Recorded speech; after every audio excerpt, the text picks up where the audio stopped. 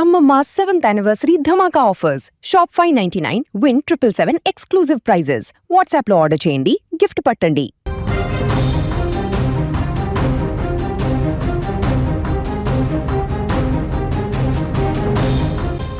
విజయవాడ నగరం నిన్న రాత్రి ఒక రియల్ లైఫ్ యాక్షన్ సీన్కు వేదికైంది.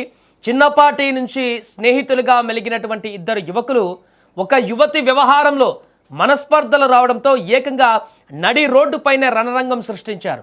సాధారణంగా సినిమాల్లో మాత్రమే చూసే విధ్వంసకర దృశ్యాలను కళ్ళ ముందే చూసిన స్థానికులు భయంతో వణికిపోయారు.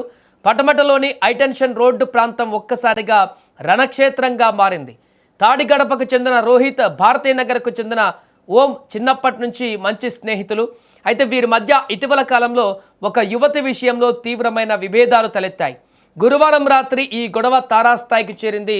ఓం తన తార్ జీప్లో పడమట ఆర్ఆర్ గార్డెన్ వద్ద ఉన్న రోహిత్ను వెతుక్కుంటూ అక్కడికి చేరుకున్నాడు.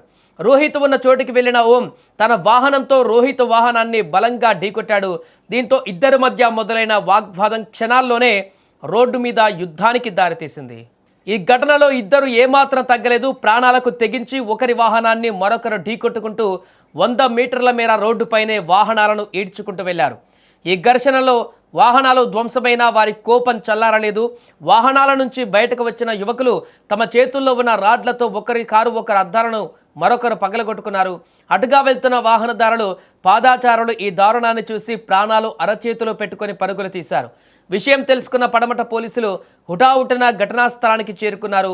పోలీసుల రాకను గమనించిన రోహిత్ తన వాహనాన్ని అక్కడే వదిలేసి అక్కడి నుంచి పరారయ్యాడు.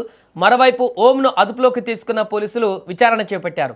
ఈ గొడవ జరిగిన సమయంలో ఒక వాహనంలో యువతి మరియు మరో వాహనంలో కొందరు యువకులు ఉన్నట్లుగా స్థానికుల ద్వారా తెలుస్తుంది.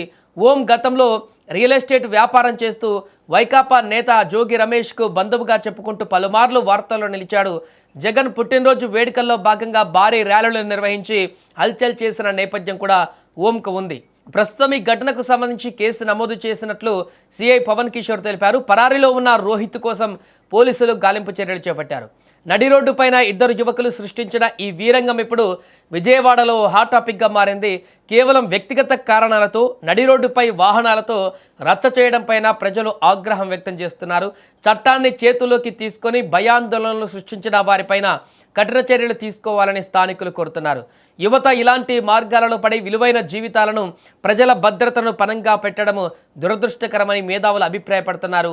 పోలీసులు ఈ కేసును ఎంత సీరియస్గా తీసుకుంటారు మరియు దీని వెనక ఇంకా ఎవరైనా ఉన్నారా అనే అంశాలు ఇప్పుడు కీలకంగా మారాయి.